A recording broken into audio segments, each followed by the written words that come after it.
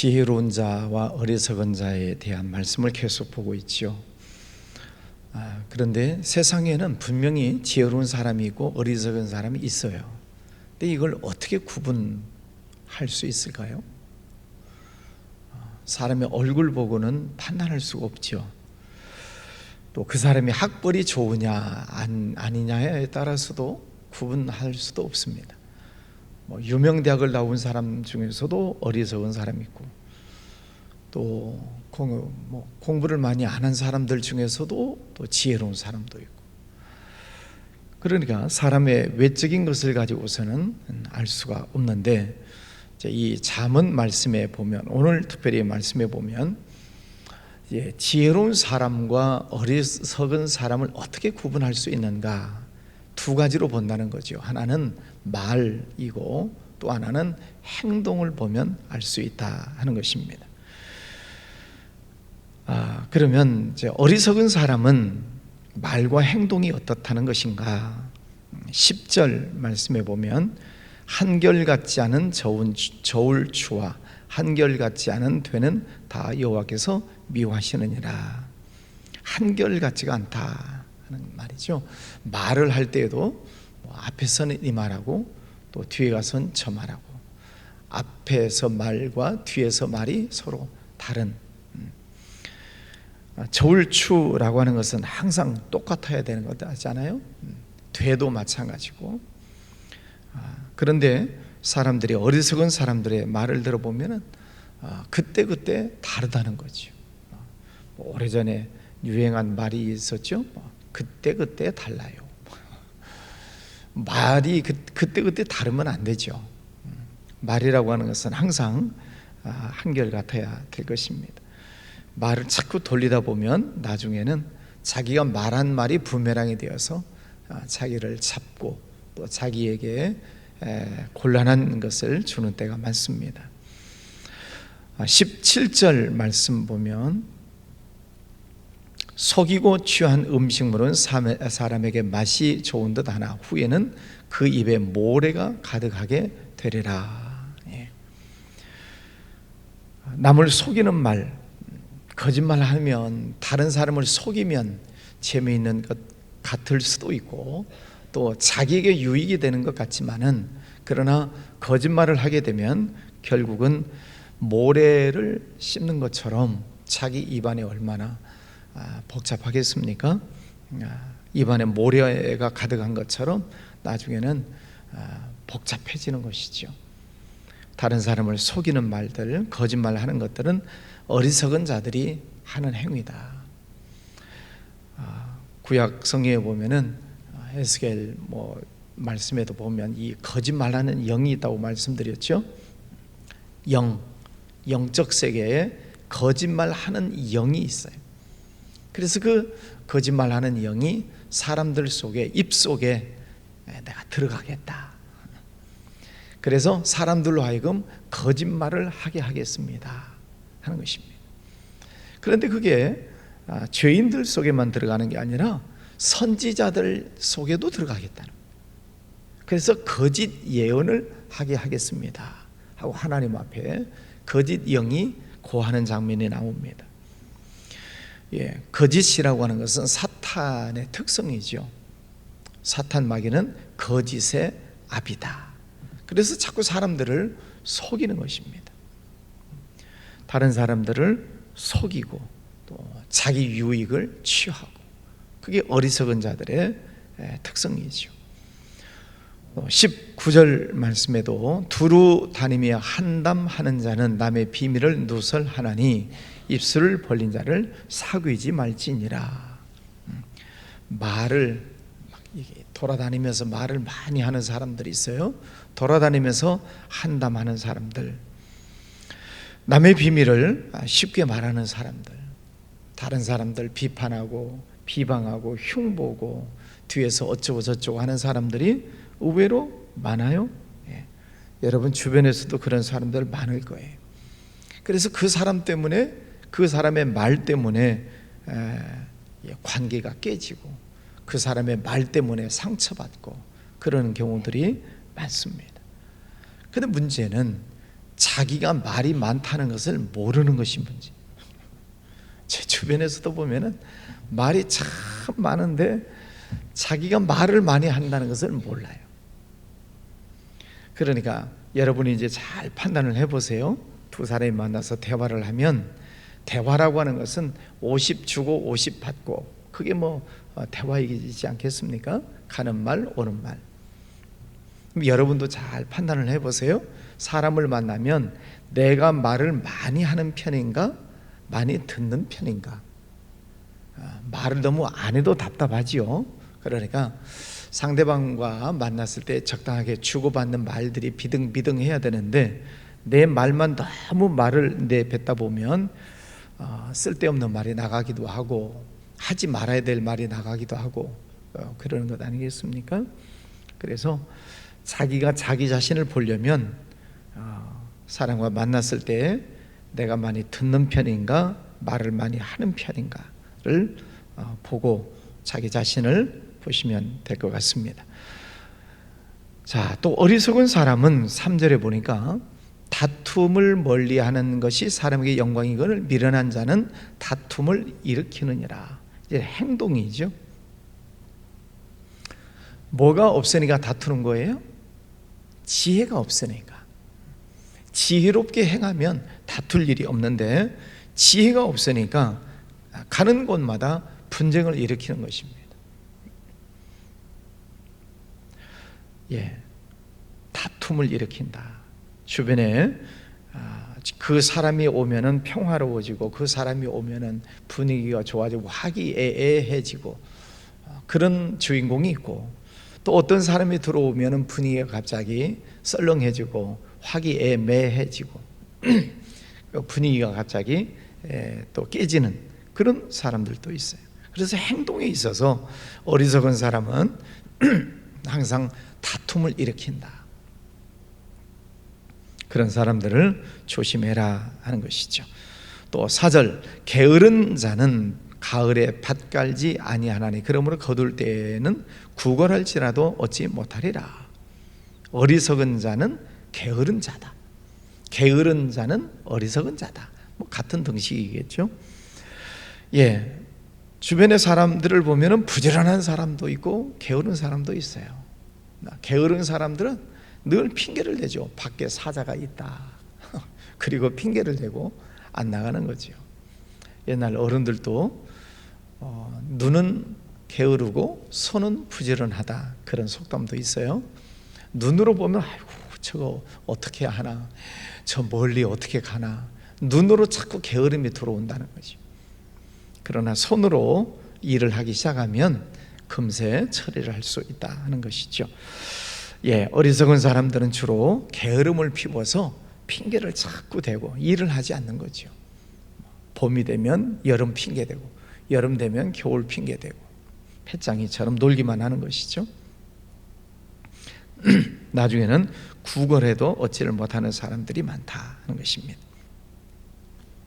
13절, 너는 잠자기를 좋아하지 말라. 네가 빈궁하게 될까 두려우니라. 네 눈을 뜨라. 그리하면 양식이 족하리라.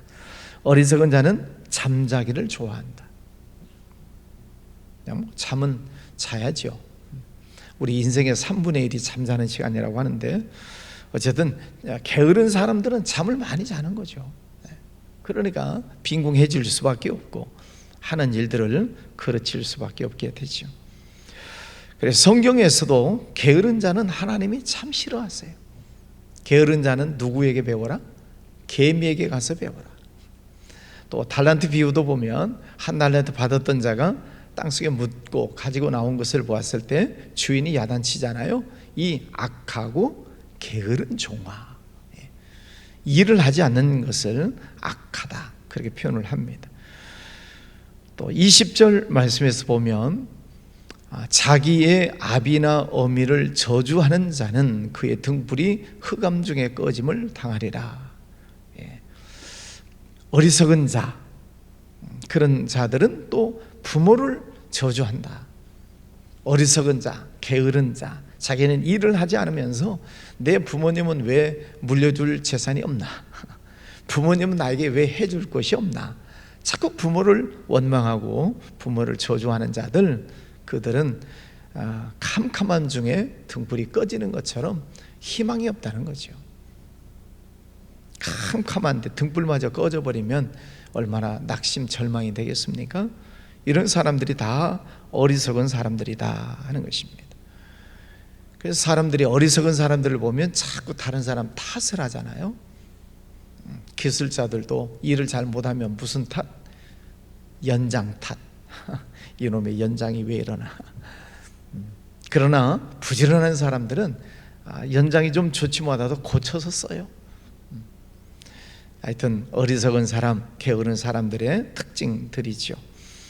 그럼 이제 지혜로운 사람은 어떤 사람인가? 5절 말씀해 보면 사람의 마음에 있는 모략은 깊은 물 같으니라. 그럴지라도 명철한 사람은 그것을 길어내느니라. 모략, 지혜, 번뜩이는 어떤 아이디어, 이런 것들은 사람들 속에 깊은 곳에 다 있는데 지혜로운 사람은 다 그것을 길어낸다. 아이디어를 짜내는 거죠. 지혜를 짜내는 거죠.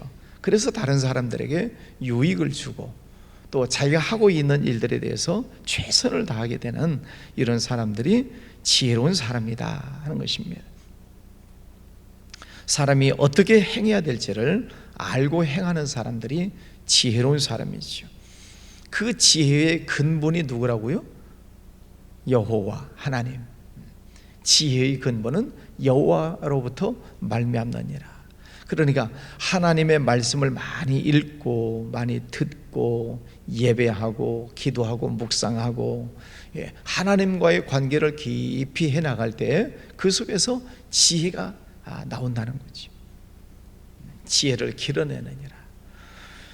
7절 말씀해 보면 온전하게 행하는 자가 의인이라. 그의 후손에게 복이 있느니라. 온전하게 행하는 사람, 반듯하게 행하는 사람, 성실하게 일을 하는 사람, 한번 일을 맡기면은 뭐 뒤돌아보지 않아도 완벽하게 해내는 사람들이 있어요.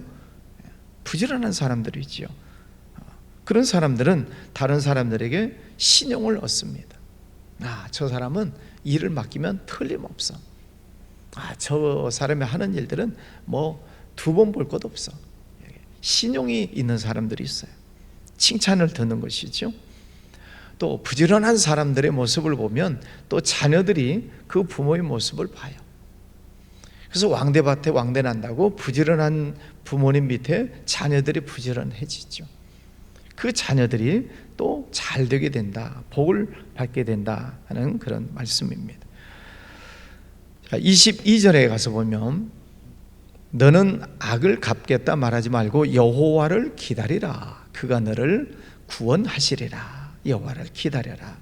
하나님을 의지해라 하는 말씀이죠. 하나님을 의지하는 것, 하나님을 가까이 해라. 안 보이는 하나님을 어떻게 가까이 해요? 말씀을 가까이 하는 거죠. 하나님은 말씀이시니라. 그랬으니까 이 말씀을 가까이 하는 것입니다. 나의 계명을 가지고 지키는 자라야 나를 사랑하는 자니, 나를 사랑하는 자는 내 아버지께 사랑을 받을 것이요 나도 그를 사랑하여 그에게 나를 나타내리라. 말씀을 가까이 하는 것이 하나님을 가까이 하는 거예요. 여러분 성경을 자주 읽으시기를 바랍니다. 또 성경 말씀을 많이 들으시고, 그게 하나님을 의지하는 일들이죠. 24절 무사람의 걸음은 여호와로 말미암나니 사람이 어찌 자기의 길을 알 수 있으랴. 자기의 길을 하나님께 맡기는 것입니다. 기도한다는 얘기죠. 그러니까 지혜로운 사람은 하나님 앞에 늘 무릎을 꿇고 기도합니다. 왜? 지혜의 근본이 하나님이시니까. 하나님 이럴 때는 어떻게 할까요? 하나님 자녀 교육, 하나님 이 아이는 어떻게 키울까요? 사춘기를 둔 자녀분들 막 가슴을 치고 우는 분들이 많아요. 왜 가슴 치고 울지 말고 하나님 앞에서 하나님 이 아이는 어떻게 키우면 좋을까요? 지금 이렇게 행동하는데 하나님 어떻게 할까요? 하나님 앞에서 그 지혜를 찾도록 하나님을 의지해야죠. 왜 자기 가슴을 치냐고. 모든 일들을 행할 때 직장에서도 또 사업을 하시는 분들도 무슨 일을 할 때 지혜의 근본이 하나님이시니까. 하나님이 우리에게 못해 주실 지혜가 없잖아요. 만복의 근원이시고 지혜의 근본이신데, 그래서 여러분 힘들고 어려운 일들 있을 수 있죠. 그 문제를 가지고 계속 기도하는 것입니다. 하나님 앞에 매달려서 기도하고 또 기도하고 모든 문제를 하나님께 맡겨라 하는 것이죠. 27절, 사람의 영혼은 여호와의 등불이라 사람의 깊은 속을 살피느니라.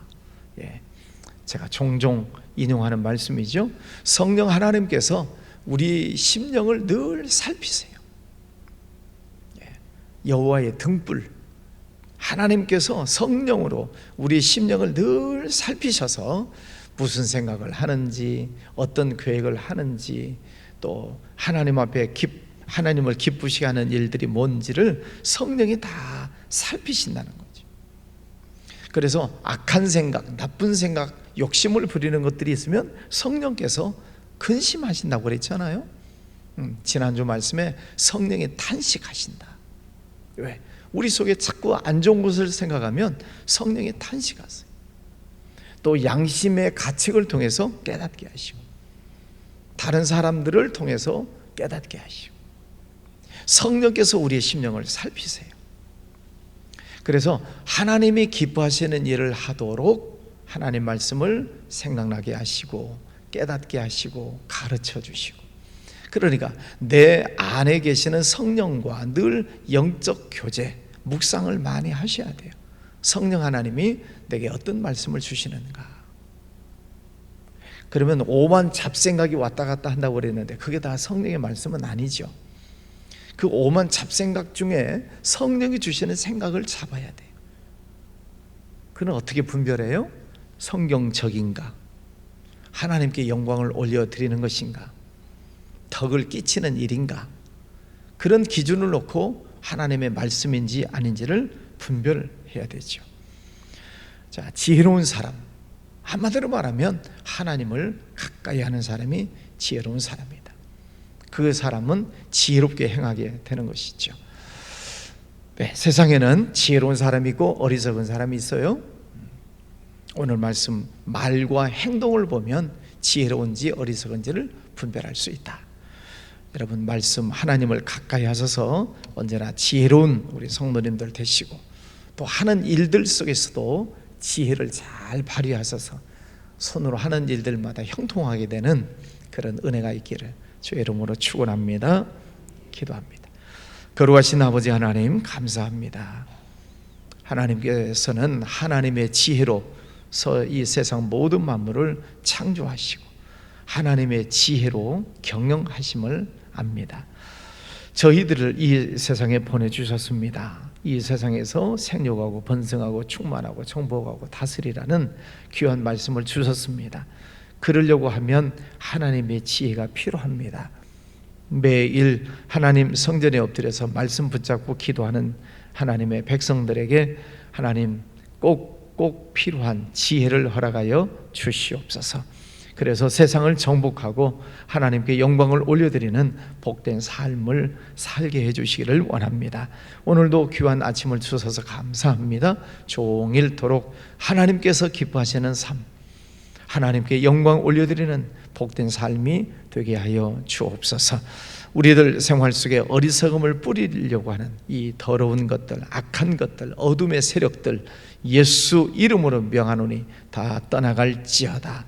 어둠의 것들은 다 사라질지어다.